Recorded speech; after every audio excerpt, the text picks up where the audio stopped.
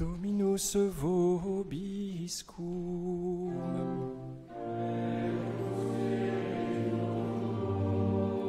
Sequentia Sancti Evangelii secundum Matteum.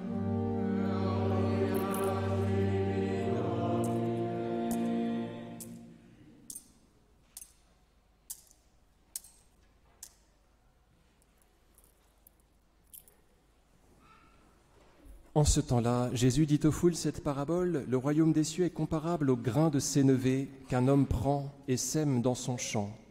C'est la plus petite de toutes les semences, mais quand elle a poussé, c'est la plus grande de toutes les plantes potagères, et elle devient un arbre, si bien que les oiseaux du ciel viennent loger dans ses branches. Il leur dit une autre parabole: le royaume des cieux est comparable au levain que prend une femme et qu'elle introduit dans 3 mesures de farine jusqu'à ce que le tout est levé. Jésus dit tout cela aux foules en parabole, et il ne leur disait rien sans parabole, afin que s'accomplisse ce qui fut dit par le prophète: j'ouvrirai la bouche en parabole, je proclamerai ce qui était caché depuis l'origine du monde.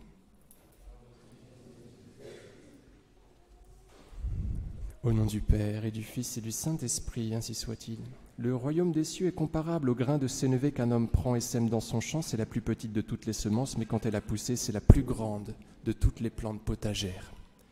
Le Seigneur compare le royaume des cieux à quelque chose de tout petit qui meurt et qui se déploie en grand. Il nous apprend que si nous sommes désespérés devant l'ampleur du mal, un petit sacrifice compte pour que le règne de Dieu s'étende. Le Seigneur Jésus veut que son règne s'étende sur la terre. Il ne veut pas que nous attendions calmement le paradis.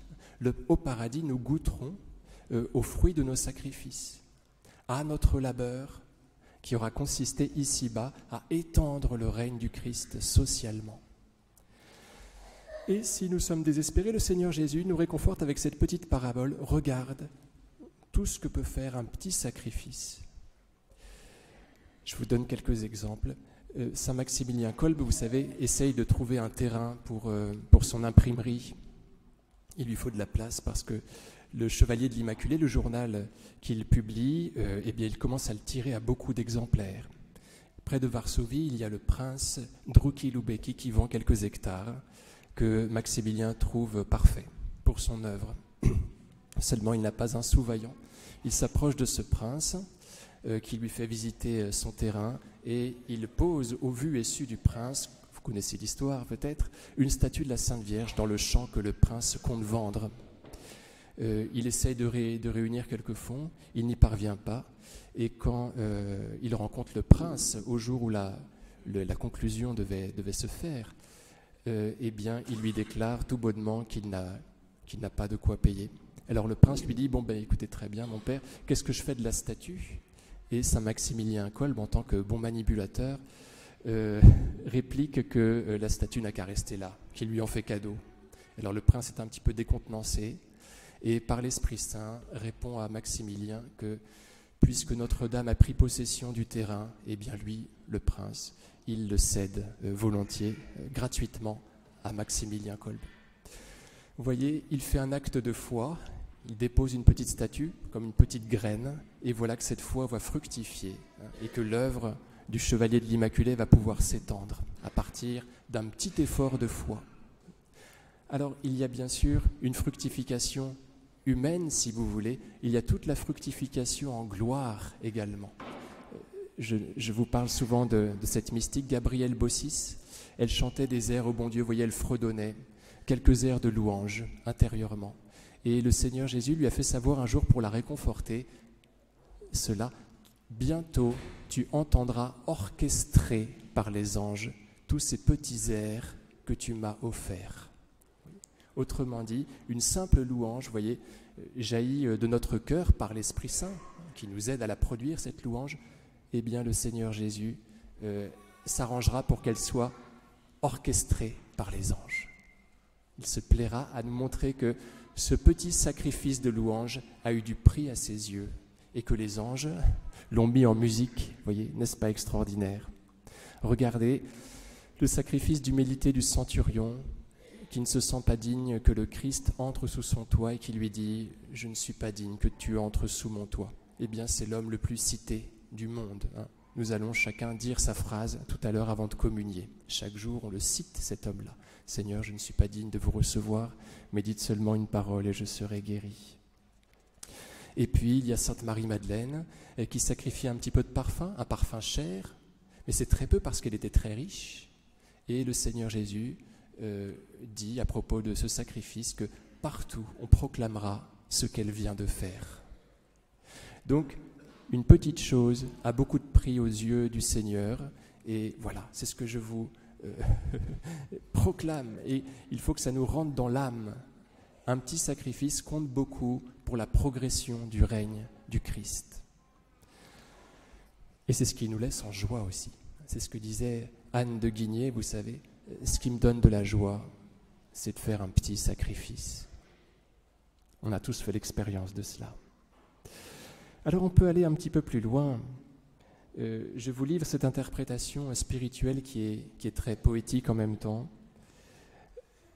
Mais les deux vont ensemble. Le royaume des cieux est comparable au grain de sénévé qu'un homme prend et sème dans son champ. C'est la plus petite de toutes les semences, mais quand elle a poussé, c'est la plus grande de toutes les plantes potagères et elle devient un arbre, si bien que les oiseaux du ciel viennent loger dans ses branches. Ce petit grain de sénévé qui tombe en terre, qui germe, qui se déploie, qui étend ses bras, qui étend ses branches, ne nous fait-il pas penser au Christ qui est semé dans notre humanité, qui pousse en sagesse et en grâce et en taille, et qui étend ses bras sur l'arbre de la croix, et dans les blessures duquel nous sommes invités à venir nous nicher. C'est le Seigneur Jésus qui est le sacrifice perpétuel. Nous entrons dans son don pour faire tous nos petits sacrifices. C'est à l'intérieur de lui que nous pouvons les faire. Et quand nous manquons de volonté, nous prenons la sienne. Nous sommes mus par la sienne. Il faut demander au Seigneur Jésus de nous aider, et il le fait. Alors, il y a une autre petite parabole que vous avez entendue. Le royaume des cieux est comparable au levain que prend une femme, qu'elle introduit dans 3 mesures de farine jusqu'à ce que le tout est levé. C'est exactement la même chose. Vous voyez, ce levain, qui est le Christ, nous dit saint Paul par ailleurs, est semé dans la pâte de notre humanité. Saint Paul dit dans la lettre aux Romains au chapitre 11 que nous sommes une pâte, nous les hommes. Voyez. Il est semé dans notre humanité par qui ? Par une femme, voyez. Le royaume des cieux est comparable au levain que prend une femme, qu'elle introduit dans 3 mesures de farine. Donc c'est la Vierge Marie qui donne la possibilité au Christ de s'incarner, de rentrer dans notre pâte humaine. Il va donc connaître la mort pour nous.